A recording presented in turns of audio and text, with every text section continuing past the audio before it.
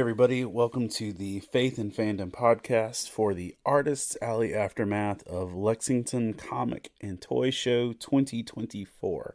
There's a lot of syllables in that sentence. Hi, I am a day on the mend slash recovery slash getting back to life after a roughly 5-day journey of Lexington Comic and Toy Show.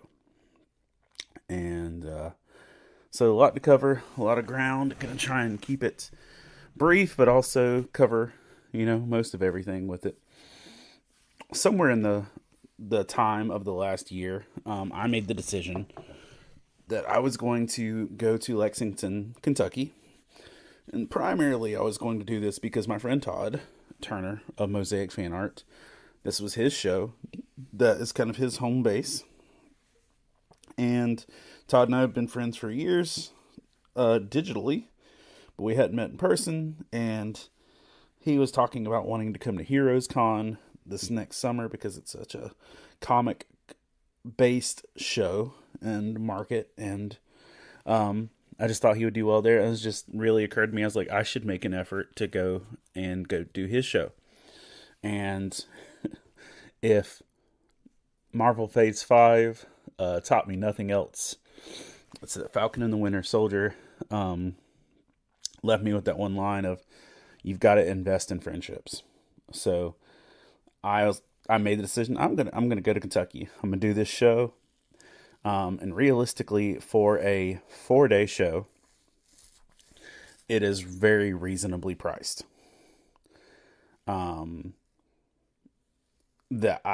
It's very reasonably priced for a 4-day show. I do 2-day shows sometimes for the same price.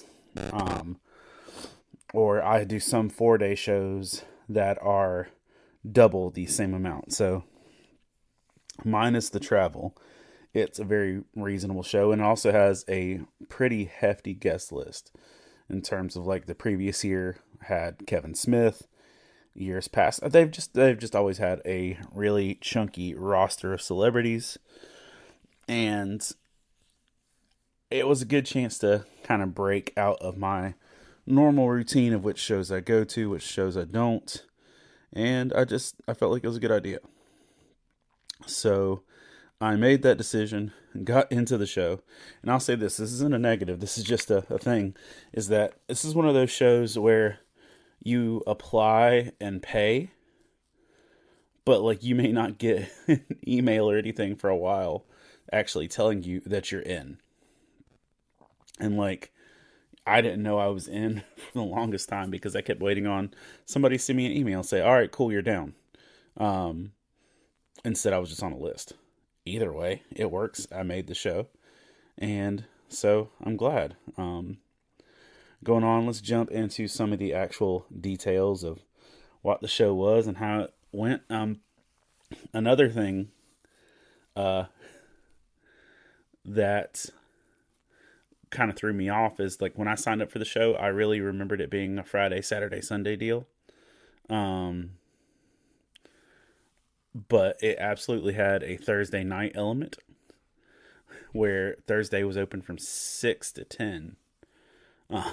And that's just weird hours in general, but it's a late night, so it is what it is. Wednesday, I worked all day. Wednesday, last week. I worked all day at the college that I'm working with until right about 12 o'clock. Hopped in the car and headed to get my youngest daughter from school. It was monsooning. We were soaking wet. And that's not how you want to start out a 8 to 9 hour drive, is monsooned on. But nonetheless, we were monsooned on. Also ran into anxiety and stress over the fact that I had ordered books while I was at Captain's Comics Expo 2 weeks prior. And when I ordered the books, it said they would be here in time. And then somewhere in the process, it updated to, they would be here either the day before or the day after I left. So since they hadn't shipped yet, I thought, I'm going to be brilliant. I'm going to change the address on the books that I'm ordering and have them sent directly to Todd's house.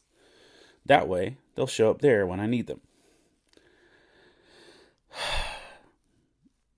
I changed the order, and they said, all right, we're going to ship the bulk of the books in one box, and we're going to ship one copy of That's What She Said, the women's devotional, in a separate thing. All of the books I ordered that I presumably needed for this show got shipped to my house in North Carolina. One copy of That's What She Said got shipped to Kentucky. Either way, spent the bulk of the drive to Kentucky in rain, darkness, and mountainy terrain. Honestly, didn't get to see a lot of the landscape in that capacity because we took back roads to avoid tolls, and it was just dark and, and hilly.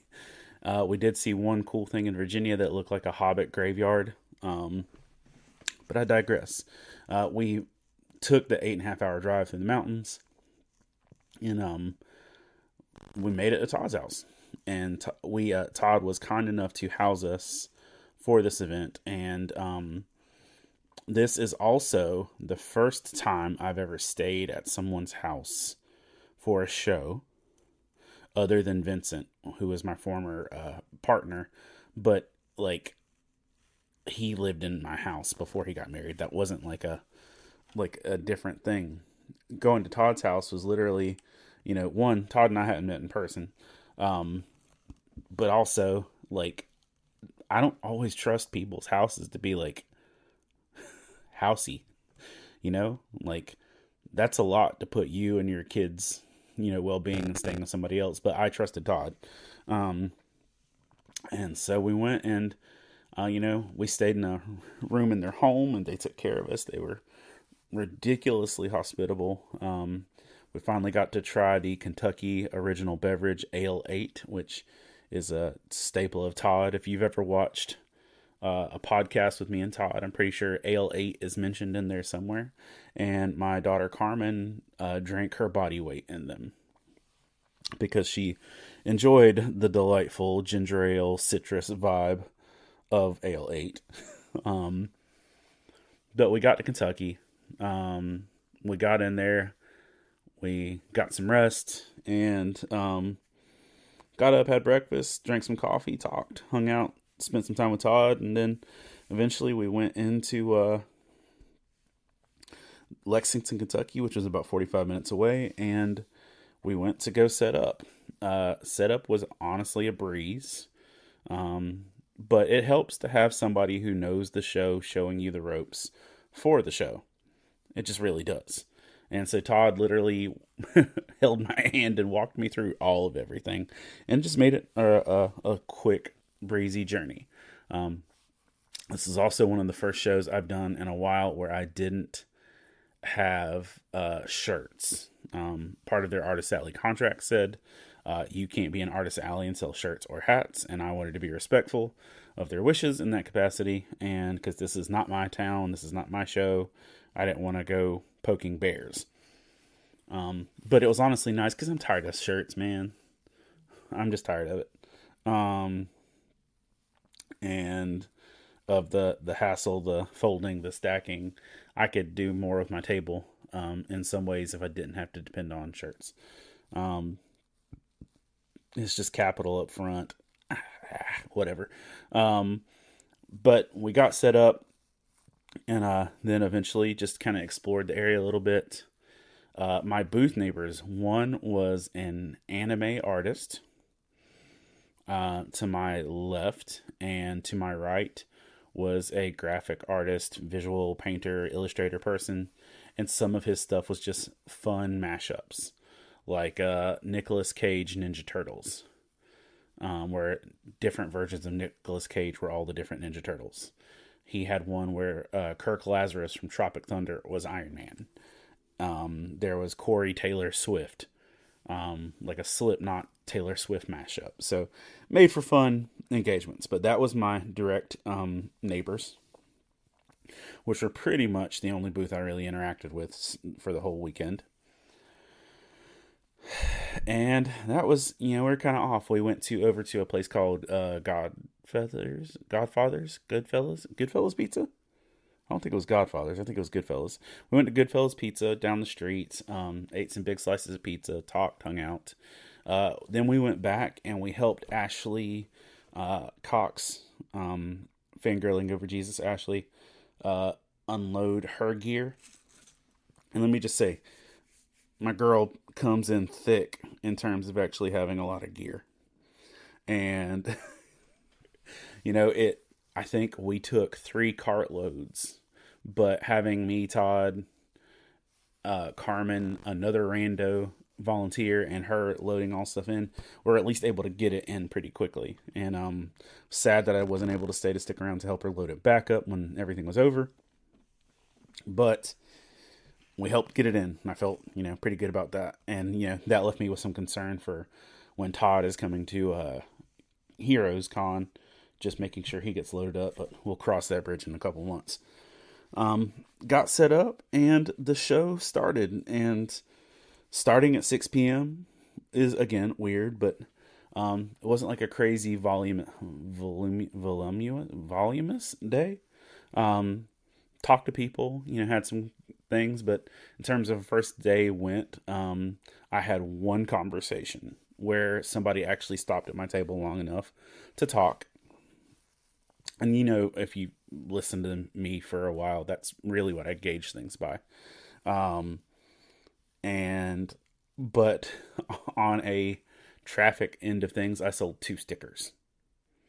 And again, it's a Thursday night. Not expecting a ton of response or anything in that capacity.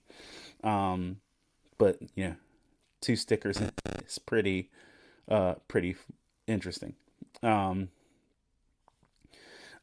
As the show went on, it was the daily back and forth of Todd's house to the con, etc. Friday we went in at, pretty early-ish. The show started at noon, and it was a big old long day of going from Friday at noon till 8 p.m.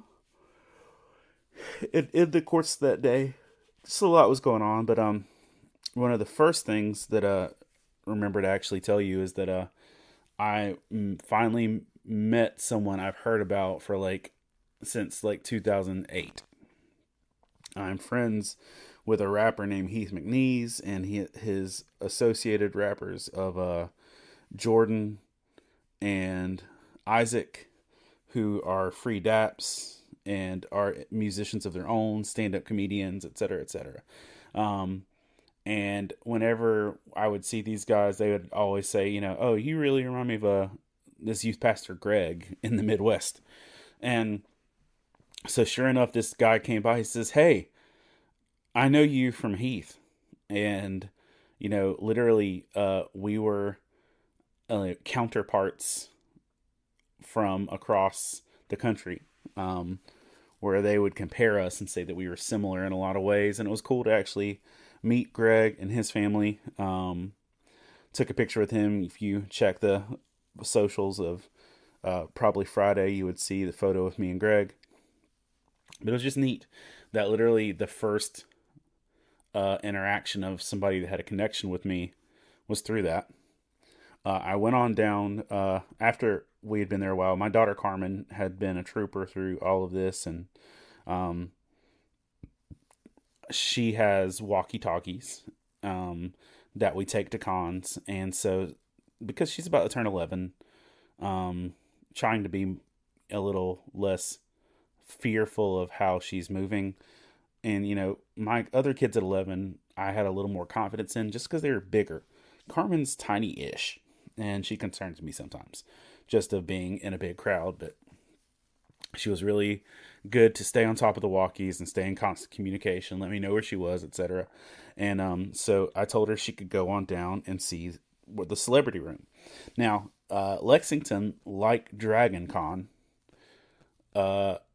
puts all their celebrities in one room, and that way you just walk around that one room and all the celebrities are in one place, and you can just hop from line to line, and there's not a lot of other distractions and stuff. That means, you're not on the same floor as the celebrities as an artist, but in terms of a fan perspective of just trying to actually get to where they are, it makes a big difference. So she walked down there, she gave me the layout, and I asked her to find out where Krillin was, Sunny Straits. And so, eventually I sketched out a "Be Right Back" sign and took off downstairs with Carmen. And our goal was this twofold. We are going to meet Sunny Strait, who is Krillin, and who's one of my favorite voice actors of all time. And we are going to meet Chili and Bandit from Bluey. Because Bluey's cool, and my daughter loves them. And so you had to walk in a circle around the room, and when we walked by, Chili Healer was there taking photos with kids. I was like, all right, cool. Let's go get in Krillin's line real fast, and then we'll go over to Chili. This whole thing was supposed to take 20 minutes. It took like 5 to 10 minutes to get through Krillin's line. And had a really good interaction with him. Told him a weird story of some sound clip that had been on my desktop computer back in like 1999. And his adult daughter was there running the booth with him, which was cool. That gave me a little warm fuzzies of thinking of my own kid and being involved in that way. But he was really animated. It was really cool. Did some big poses with me and with Carmen. And so I got my photo, got a sketch of his. It was great. Loved it. Good experience. 10 out of 10 would recommend. Prices weren't crazy or anything like that. I had a general, it was like as good as I would have hoped for. Then we went around the corner, and Chili Healer has taken a air quote 15-minute break, is what the line lady tells me. That 15 minutes turns into 45 minutes to an hour. Now, my booth is up there unattended with nothing but a sketch of me to guide the way. And I'm starting to get impatient. To the left of Chili Healer, though, is Mick Foley. So at least in the time I'm standing in line, I'm getting to just stand there and watch a hero of mine do his thing. And that was cool. That was fine. I got to watch Mick Foley take photos and tell stories and just interact in that capacity. But there was a young lady right in front of us named Kate. Let's say Kate was 22, tops, by my poor gauge of age. And Kate was like really sweet and really nice. And I needed to get back upstairs. And I was staying down there so I could use my phone to take a photo of Carmen and Chili Healer. I was not growing impatient in terms of attitude, but in a general sense of I really do need to get up there. And so Kate volunteered to hang out with Carmen. Carmen had her walkie-talkie the whole time, but Kate volunteered to hang out with Carmen. She got my phone number. She sent me a test text. Yes. She sent me a test text to make sure she could communicate with me. And Carmen had the money to pay Chili Healer for a photo. And that Kate was going to take the photos and send it to me. Now, you're listening and saying, you didn't just trust your 10-year-old daughter to a strange teenager to moderately young adult in another state to meet an Australian voice actor, did you? I did. Kate gave me good vibes, and Carmen was fast and had a walkie-talkie. I wasn't really worried about her in that capacity. Plus, my honest thought was, if there's a 20-something-year-old who is using her Friday to stand in line, to be the first person in line to talk to the voice actor of a Bluey character, I'm not really worried about you. If you were in line for somebody else, that might have been a concern, but I really wasn't worried about her. Also, I'm just going to go ahead and take this moment to say Priscilla Presley was like 2 booths down. Cool. I don't know. Like, that wasn't something that was like really tracking with me that I was like, hey, Priscilla Presley is here. I get that she's a historical figure, but I never think of her of showing up at a Comic-Con. But it was literally like Mick Foley, James Marsden, but Spike from Buffy, and Priscilla Presley on the row I was on. I was like, what little strange world am I in? But I went up to back up to my booth, kept checking on Carmen. She wasn't down there much longer. And during that time is when I actually met Greg, Heath's friend, during that time. But we, all that happened. Carmen came up. Eventually, Kate came by and made sure I got the photos. I gave her some candles to say thank you for taking time to do it. And it was pretty cool. Carmen and I were living during the show times on beef jerky and Pop-Tarts and snacks of that nature, just because con food is expensive and I'm trying to make sure we're budgeting our money well. And then our booth neighbors said they ordered two salads and got an extra one. And I was like, and offered us a salad. So we're like, yay, healthy food. It was a weird salad. It had stuff in it that I'm not used to. But yeah, it was pretty cool. Then also, one of the more fun things of the whole weekend, in terms of just crazy, wacky shenanigans, was the fact that during the middle of Friday, like, let's say 5 o'clock on Friday, 3 more hours before the show goes on, you hear an input, like a guitar input, like buzzing, like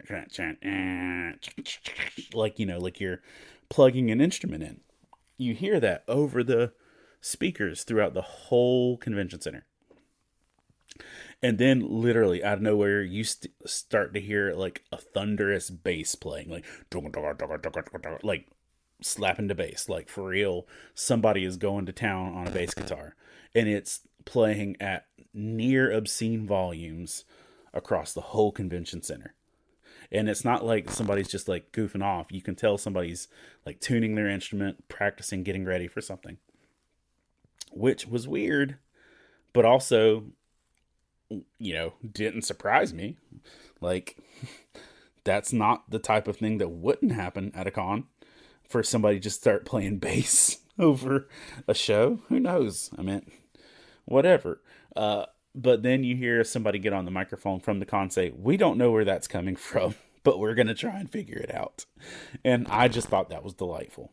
That made my day. A little bit later in that same day, on that Friday, a mom came by and was just really, really grateful that we were there. Was really, really grateful that we existed, and she was really thankful for Faith and Fandom in that capacity. And yeah, it was just neat. It was a pretty cool experience. And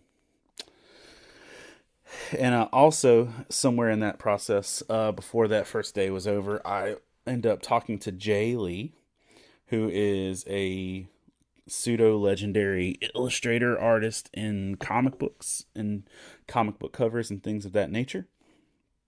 He did like some pretty iconic work on Superman, Batman back in like 2015, and you can tell his style is very unique. It's very specific to him. And once upon a time in 2015, Jay Lee and I, it could have been 2016, but I think 15. We were at the same show in Myrtle Beach that was just in a really awkward convention center where you had to go upstairs to get to different aspects of the show. And there were people that literally just looked at the stairs and said, never mind, it's not worth it, to get to where the celebrities were. And so I asked him, hey, dude, do you remember this really weird show at Myrtle Beach? He's like, the one with the stairs? I'm like, yeah. And we talked about Comic-Cons in Myrtle Beach, and it was a fun experience. Just sitting there cutting the jib with Jay Lee. And then, but at that point, my daughter Carmen was hiccuping, and Jay Lee's like making some masterful art, and Carmen's hiccuping, and he literally just like jolts at her and says, pineapple. Doesn't yell it. He just says, pineapple. And she stops, and she's confused. I was like, he was stopping your hiccups, baby. And she's like, oh, it worked. So I don't know about y'all, but maybe saying pineapple to people works. But either way, it worked for Jay Lee, and he stopped my daughter's hiccups. So there you go. Now you know, super life lesson. Made it back to Todd's eventually, rests, re-up. And Todd's house progressively over the weekend filled up with more people. Um, like the Friday night, um, his daughter's father-in-law came like late in the night, and so there was a new person. There was also a fluffy poodly dog that my daughter really loved named Ginger, but it was cool. um yeah, but things just kind of kept going. It was pretty cool. The next day, we Saturday, we ended up picking up some uh kind of famous Kentucky candy. Todd was going to give to his booth neighbors.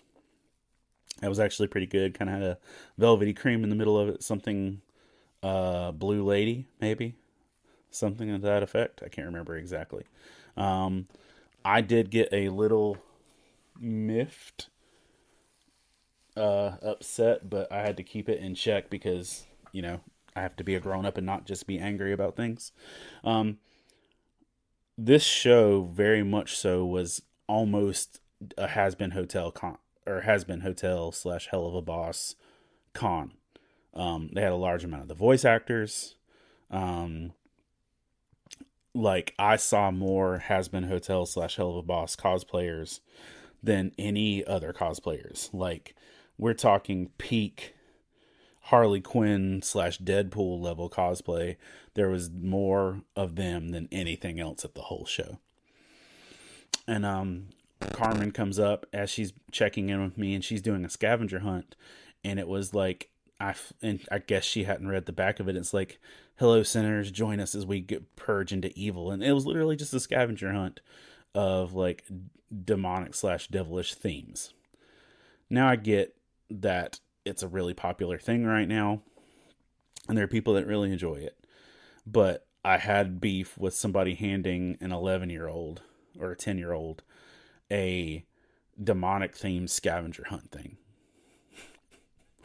And Carmen could tell very quickly by my face that I was not pleased. I said, "Put that in the trash and come sit down." And I wasn't mad at her. I didn't go yell at who did it, and I found out who did give it to him later. And again, not super happy of this situation, but also wasn't going to get really ugly about it. And some other cool things that were at the show. If you're aware, a friend of mine named Amy Deletry passed away a few weeks back. She was hit by a car in Cary, North Carolina, crossing a crosswalk, and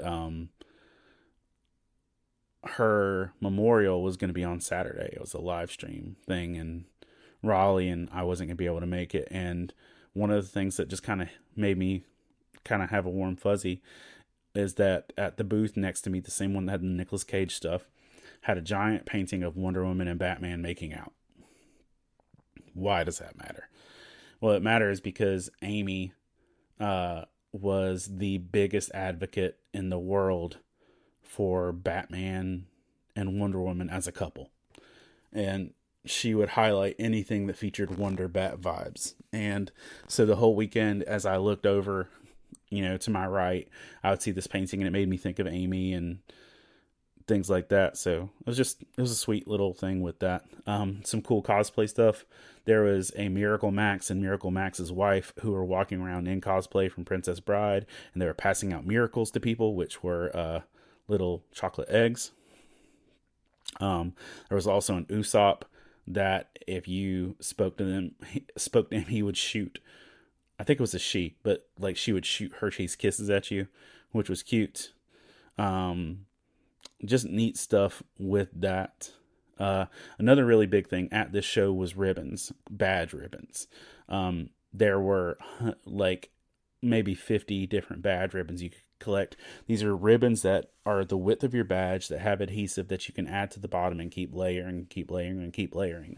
I've not seen a show be this focused on the ribbons, maybe outside of San Diego, but it was pretty popular. In fact, there was some for like Bluey, there were some for One Piece, there were some for like if you did scavenger hunts around the convention center, you could get different ribbons, which was cool. I was not prepared for it. But it's whatever. One of my favorite moments of the whole show is if you've ever seen on TikTok or Instagram or anything like that, there is a lady that does HR for the Empire, and she writes people up with citations for stuff. And there was a cosplayer. I want to say her cosplay name is Cosplay Cat. Somebody I'm connected to knew who she was and tagged her in the post that I made about it. But you can see a post about this just on my socials. But she came by in the full Empire citation vibe and had a conversation with me, and she was delightful. She carried the character well. She had a blast with it, or I had a blast with her doing it. But she ended up writing me up an empiric citation for a disturbing lack of faith, and then also for unregistered droids because I had my BB-8 candles, which were not registered with the Empire. And that was just funny. That made my whole day. It was really cute. It was just a good situation. And then, let's see, what else? I think we're up to geek at this to Sunday at this point. Saturday night as well. Some more of Todd's family, both of his daughters and their spouses came in, and then they went to watch Dune. Just a lot going on, man. It was cool to have so many people around and everything. It wasn't Saturday, was it? I don't know, man. The days and the hours really blend together on stuff. But at some point, Todd went out late on Saturday and watched Dune, and I was sleepy. That wasn't happening. And it was a good thing. Somewhere in there, I want to say it was Sunday morning, or it was late Saturday night. A lady came by and she was looking through my stuff, and I have my sketchbook of sketches and stickers, and she bought 2 of my VeggieTales stickers and 1 of my little sketches.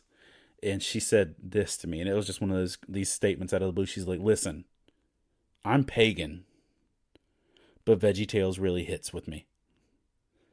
I was like, I get that. It was a neat moment. It was cool. This was also one of the few shows ever, maybe the only show ever, it feels like in my mind, that I had to wait in line consistently to go to the bathroom. Like, almost every other time I went to the bathroom, I had to wait in line. And for a men's room, it's a little weird. And it was also a weird situation because all the bathrooms were unisex on the outside. But then once you went inside, you had to veer left or right to the men's or women's. But there was no dividing wall between the two areas per se. They shared a common, like, lobby / foyer area. And so the men and women were constantly like walking into each other in the bathroom space. And which is weird. It's a little, odd in that capacity. And someone was reading through my comic book Flockward, and one of the things that we got into, they said, this was my favorite quote: "Why did people in the church think maturity meant you needed puppets?" And we go into a whole conversation about that. And I just thought it was funny that was where they went. Yeah. And then somebody that was there at my booth had a parent that came by, and the kid was in a One Piece cosplay, and the mom pointed at my sticker and said, "See, you can love God in anime. The kid's like, all right, Mom. And it was just good moments. And throughout each day, there were more and more conversations, and it was good. And then another fun highlight moment was the fact that Michael Watkins, he's a friend of mine, uh, artist friend, called me from the show floor, says, "Hey, where's your booth? I'm trying to find you."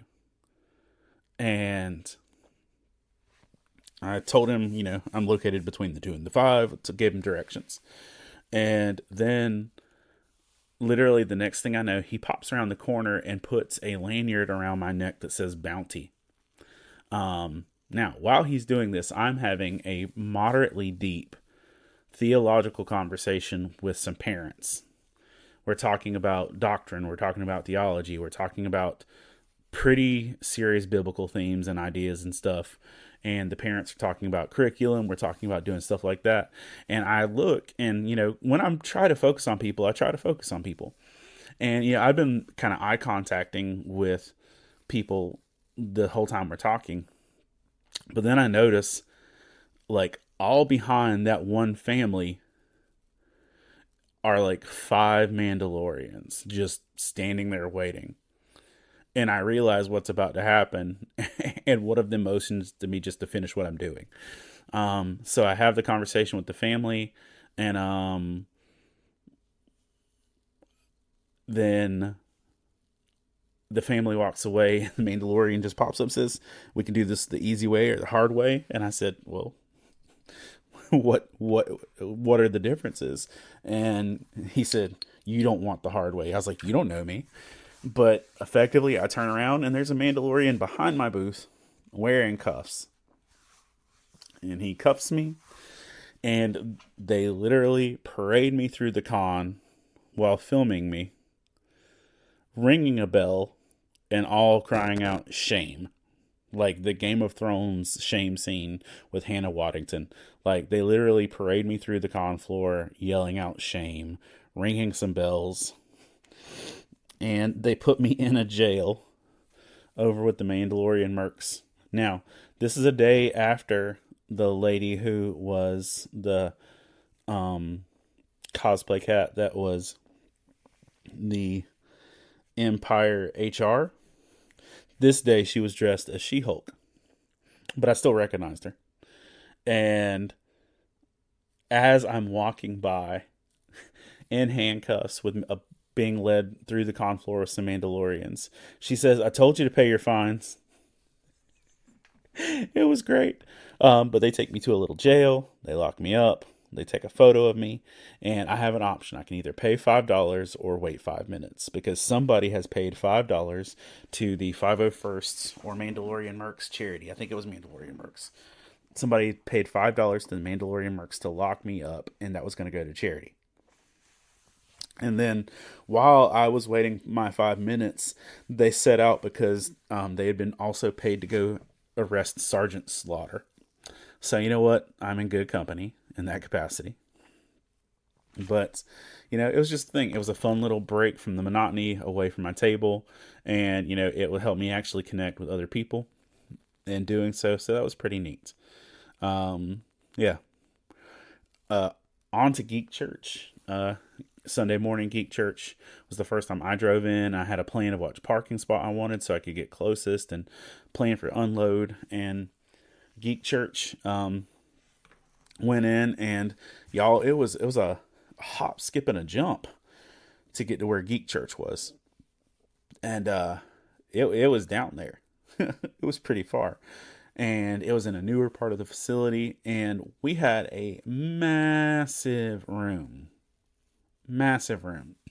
Like, no joke, that room could have held 300 people easily.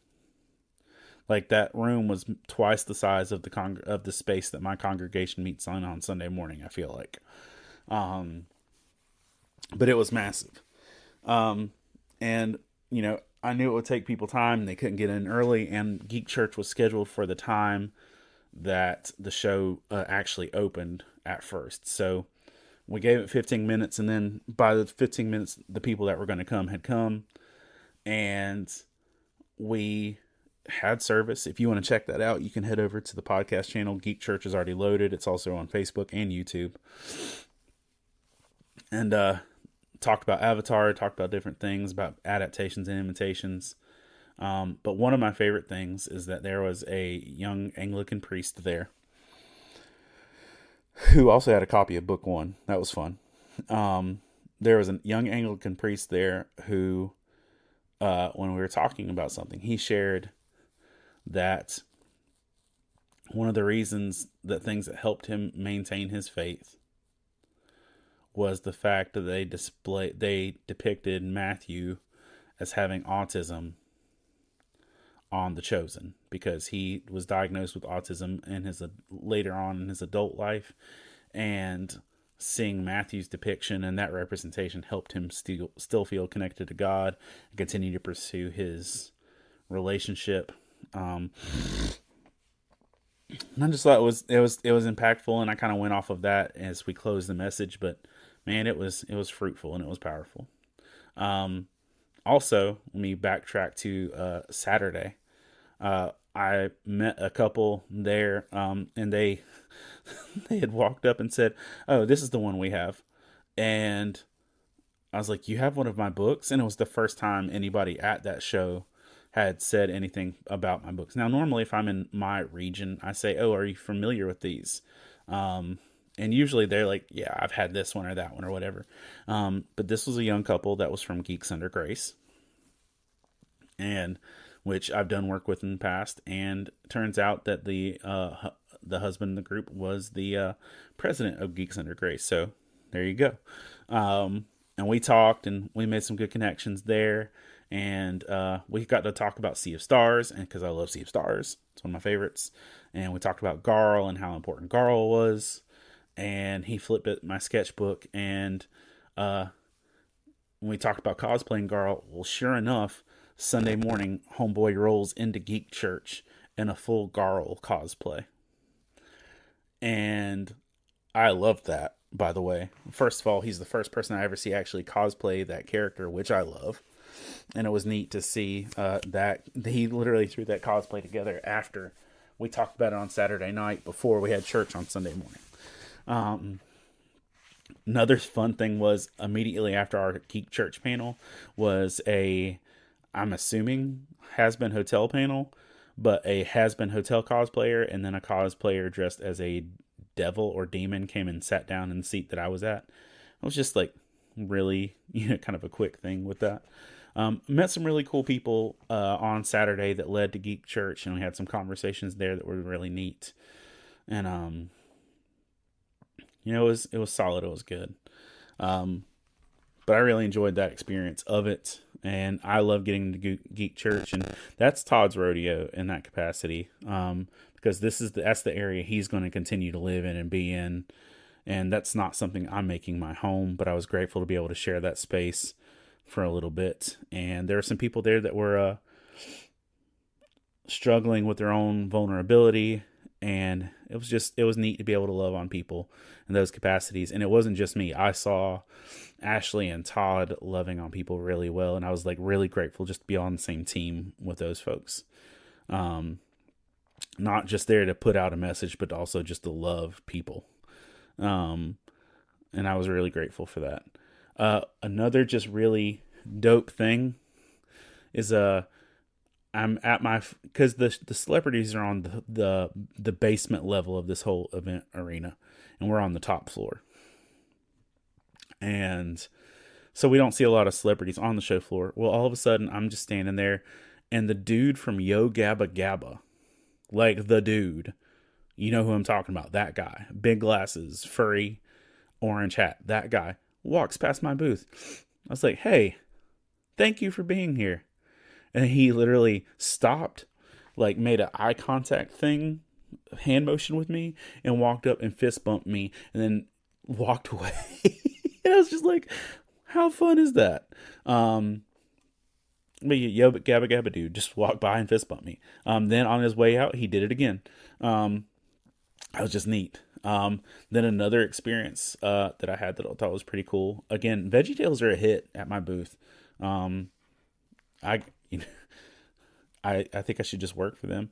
But a mom came up with her two teenage daughters, and she's looking at the booth, and they're having a nice little, chat with me, and we're hanging out and doing things. And she just starts crying, standing at the booth, and it's because she had read the God Made You Special and He Loves You Very Much VeggieTale sticker, and she's just got emotional over the fact that her kids are growing up and that VeggieTales used to be something they shared together, and they had this whole parent moment. And it was sweet and it was beautiful, and I was really glad to even be a part of that.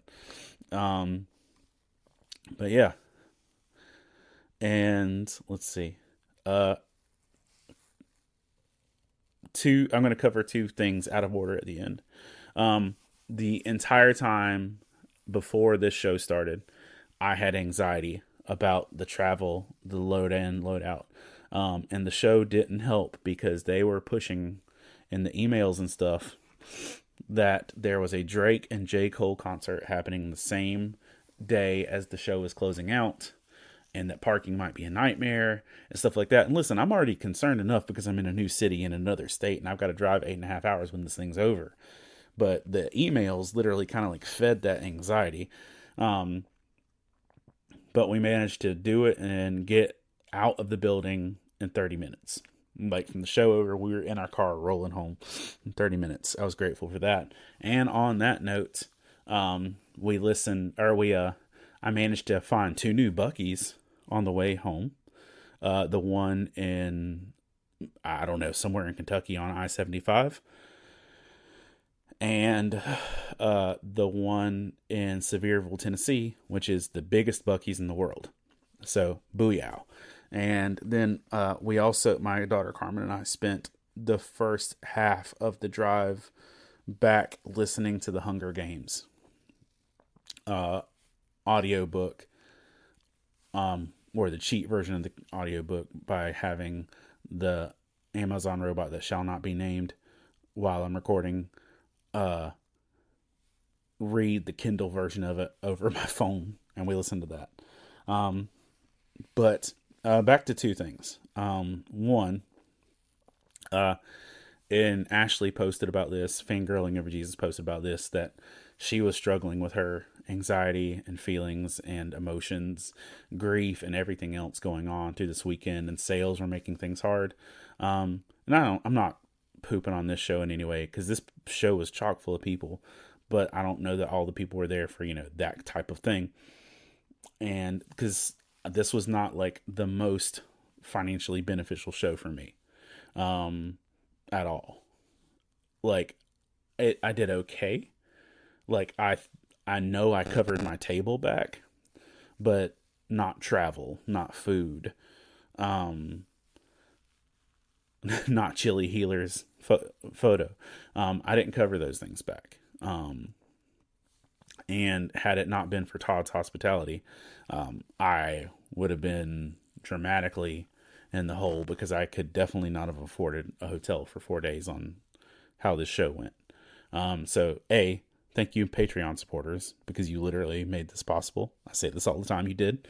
But I know that Ashley was feeling the effects of that, and the loneliness and the stress and the anxiety of everything, and the fact that Amy was gone and we were missing the service. There's just a lot going on, and you don't have to take my opinion for it. You can check out her post she made about it.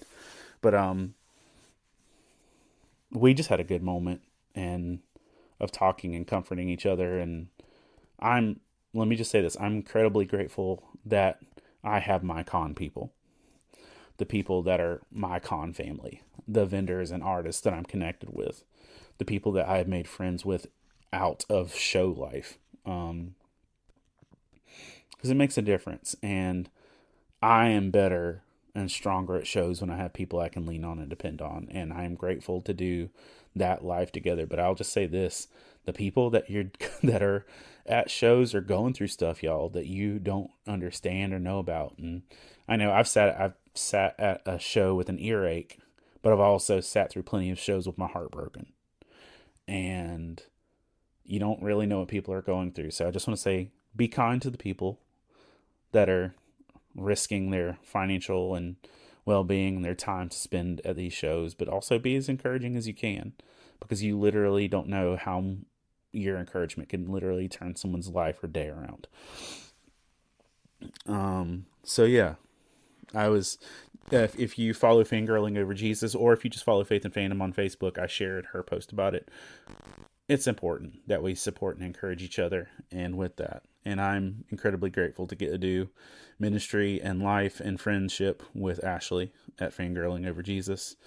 And I'm going to end with talking about Todd real quick. And before I end, haven't edited it in yet, but I also did a couple quick floor interviews with Ashley and Todd, and those will be following up right after this as well. But and before I close out, but Todd's a great person, and I know he wouldn't want me just saying that to say that, but Todd's awesome. And I've enjoyed Todd and his friendship, Mosaic fan art, since I've been around him. Done several podcasts with him and things like that, but he's just genuinely one of the most encouraging and genuine people that I know. And after spending, 4-5 days with his family and him, that's only strengthened. And not that it was fake or pretense, just that, putting on a show, because I know nobody's perfect, and I know that we put on our best for other people, but like genuinely seeing this man's heart in action was a great encouragement to my heart and my faith. Talking not just about the highlights, but the struggles as well. And but he was a huge blessing to me. But here's the big one, just to say this. He had something just so beautiful to me that is something I don't know that I ever really, I guess it's something I didn't think was possible in my life. That I had kind of like let go of the hope or the beauty of that or anything. And that is that his whole family rallied around him for this show. And it was just gorgeous to see. That he had friends that came and helped him load up all of his big expensive art pieces. He had friends that helped him unload. He had badges for his family to come. And y'all, when I say family, I'm talking deep. I'm talking 3 kids plus 2 spouses plus cousins plus nephews and nieces. I'm talking like the whole squad, and even to the point that they were able to get a family photo with his entire immediate family in one photo supporting him at his booth, and his wife even making a post of just saying, of course we have to support our artist and the family. And man, that was gorgeous to me. That was just pure encouragement and beautiful. And on the flip side, it made me sad, because I think that's something when I started doing this I really wanted. That's something I really hoped for. That's when Faith in the Fandom became a thing, like it was actually going to stick around a little bit. Because like, if y'all know, it was supposed to be a one-time thing. It was supposed to be, I was going to do Heroes Con 2014 and be done. And I'm a decade later on the other end of this. But when it kept going, I really thought, oh, this is going to be a chance for my family to do this together. Like, I thought at the time that my wife would, come and hang out with me, and that when we go to travel these cities, that it would be like family vacations, and my kids would get to see all these new things, and that they would be supportive and stuff like that. And it didn't go that way. And I take my kids with me on shows pretty frequently, but it's not usually even willingly. Carmen is willing. Carmen is 10, and she loves hanging out with me because at this point she still thinks I'm cool. But my older 2, it's literally, they have their own lives, and this just isn't a priority for them. And I can get really discouraged about that. And when I saw how Todd's family truly rallied around him, and there's at one point, like when I was interviewing him, his son Nathan, who I'd only met that morning at the show, was like going through the whole pitch of his stuff and was just killing it because he was invested in what Todd was doing, and seeing the daughters and the son-in-laws and everything else just, rallying. It was gorgeous. And it's just one of those things that, just even checking in my own heart. Yeah, I understand why that could make me sad, but at the same time, like, it was a good spirit check. Is like, can you be in the spirit enough to celebrate what you see God doing in other people's lives, even when it's not happening in yours? Like, can you rejoice with those who are rejoicing, even if you can't rejoice in the same circumstance? And this isn't like a boohoo me thing, because honestly, I don't think I had even thought about it or really cared about it in a long time. But just to see it played out like that was just so freaking beautiful, and I was so grateful to see that. And so yeah, you have to invest in friendships, but you also have to invest in your family. And sometimes that means the people you call family. Sometimes that means the people who are your biological family. But I am grateful. I am grateful for the family that I have that does pour into and support me in faith and fandom. Because, I was just talking with Ashley, this junk is hard. And especially when you're doing it alone with the weight of everything else on you, it can really weigh you down. So, yeah, this was a good journey. It was a good experience. I made good connections. I had good conversations. I really enjoyed the chances I got to meet people. Christopher Reynolds, who I had connected with previously on socials and helping out with some stuff on his end, and being able to connect with him there. It was nice to be able to meet him and his wife in person. And I have zero regrets in doing this show. Was it the furthest I've traveled by land to go to a con? Absolutely. Was it was it a long show? Absolutely. Was it the most profitable financially? Nope. But it was filled with blessings, and it was filled with encouragement. I was a good time with my daughter. Even our booth neighbors, the ones with the Nicolas Cage stuff, they bought 3 copies of Bite Size, one for them and 2 to give away. But they had Carmen sign their copy because Carmen was such a blessing to them at the show. And that's the kind of stuff you can't replace, and it's just beautiful. So gonna go ahead and interject Todd and Ashley's interviews right about here. All right, this is both of our first time at this show. Woo! This is Ashley from Fangirling Over Jesus with me, by the way. Yay! What has been your what's been different about Lexington and other cons? 3.5-day conventions. Like, even though Thursday night was just like the preview night and it was only 4 hours, something about being, because you kind of have to be on, something about being on for that extra amount of time. Just like, I love conventions because I get to meet people and talk to people, but I'm also an introvert. So the social energy got drained a little bit faster, So I think that's probably been the biggest difference, is like my normal pacing for a convention has been thrown off. Does that make sense? Yeah. How has it been for you, like with the celebrities being on a different floor? Like, does that impact you at all? Do you feel? I don't know. I guess if it probably did, but I haven't really noticed. What I've tried to do is, like, when people walk by with a photo op, especially if it's been like Catherine Tate or Stephen Amell or the people that I know, I'll try to stop them because I know those people and I've met them. But I don't know if it's really impacted traffic or whatnot. Was there anybody here that you wanted to see or that you saw? Or I wouldn't have. I've seen the Arrow stars, all 4 of the ones that were here, so I'm good there. I wouldn't have minded meeting Catherine Tate, but that'll be for another convention. yeah, I mean, you'll see her. That would be really fun. She's pretty frequent. Yeah, she's so cool. What would be, say, your highlight so far of the weekend?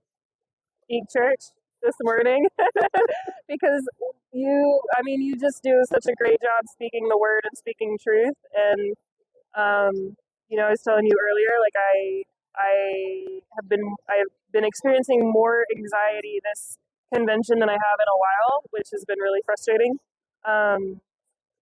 And between our friend Todd coming over and praying over me yesterday, and then getting to hear you preach this morning, it very much felt timely, and it felt like an ice by God for me. So that really helped recenter me, and I really appreciated that.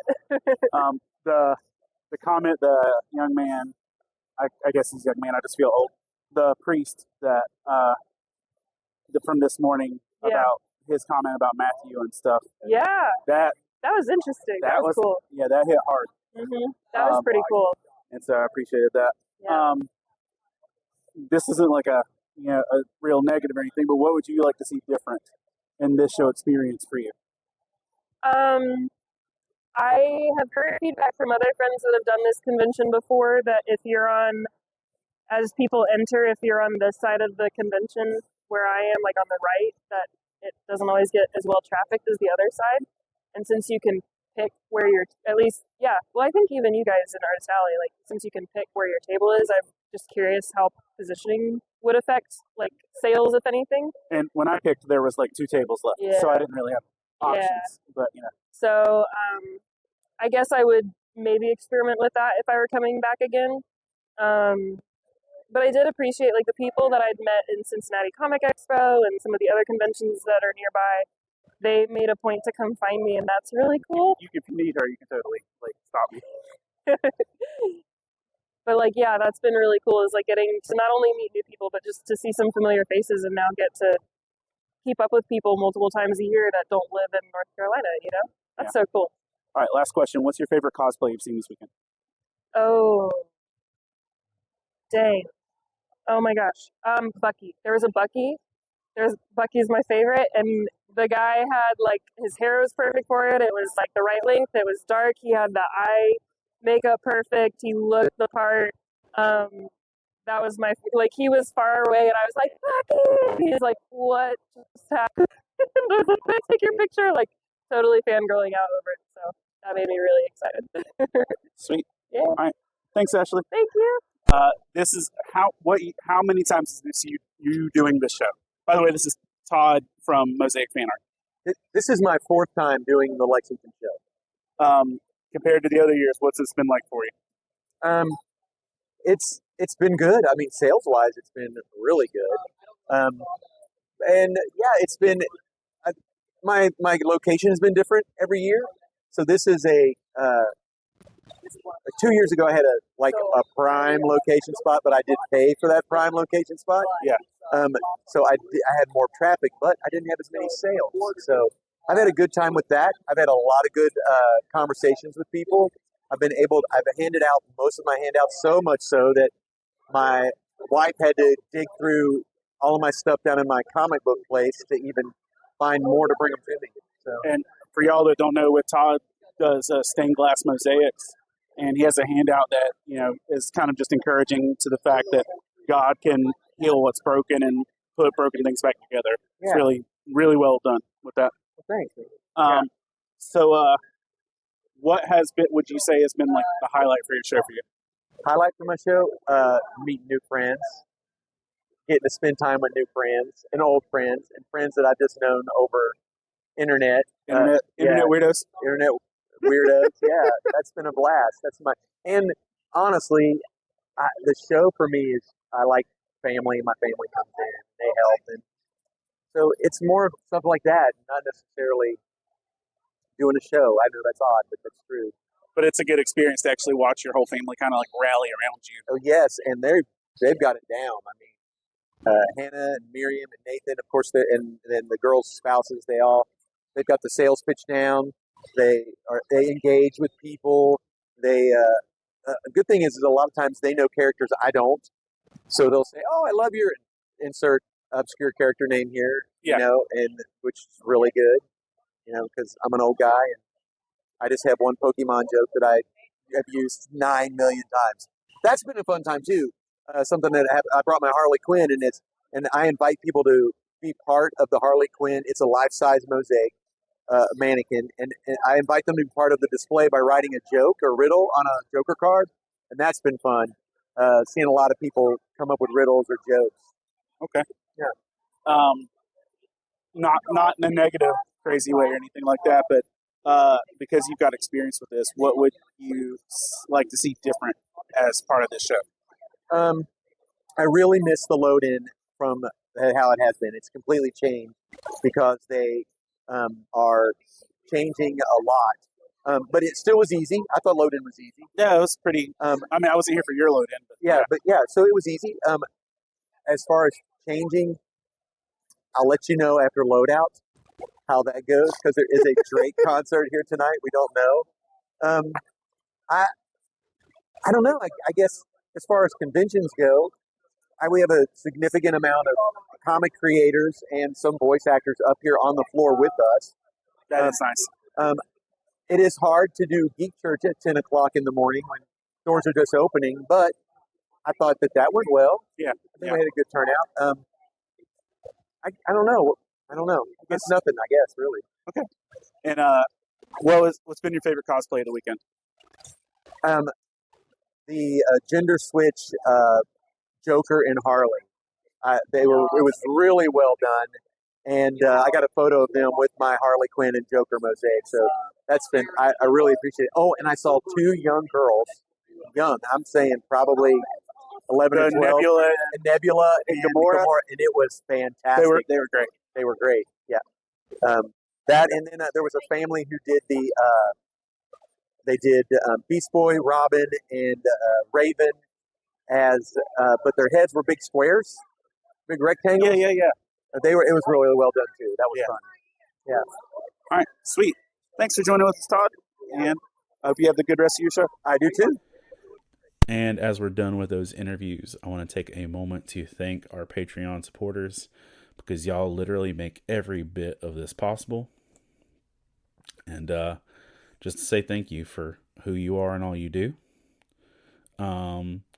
So let me start off with start at the bottom, go up. Adam Davis, Rebecca Godlove, Patrick Gale, Sarah Lewis, Christina Ray, Jason Bullock, Chris Poirier, Jeanette Skaggs, Caleb Grimm, Zach Harris, John Jacobs, Todd Turner, Mike Perna, Todd, like I didn't just talk about you, Jason Crutchfield, Jillian, Jay Sheed, Candace Davis, Alicia Benson, Scott Ward, Gear Saber Cosplay, Ron Petit, John Herman, Matthew Coleman, Jima Montgomery, Colin Sproles.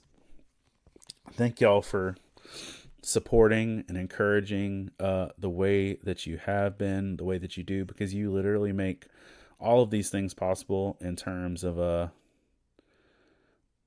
just being who you are, and supporting the way that you do. It means the world to me, so I greatly appreciate you. Thanks for loving me. If you love me, or if you just like me, or whatever, thank y'all for supporting. Thank y'all for taking the time to listen. Thank you to just being who you're being. So thank you for listening. Thank you for supporting. And I appreciate y'all. Heading right back out this week, this Thursday, for another big show, GalaxyCon Richmond. Also have Geek Church there. Woo! It's going to be a journey. So if you're a praying person, keep us in your prayer, please, as we travel, as we interact with people, and hopefully be able to be light and encouragement and love of the gospel in the con world this weekend. Y'all have a great day.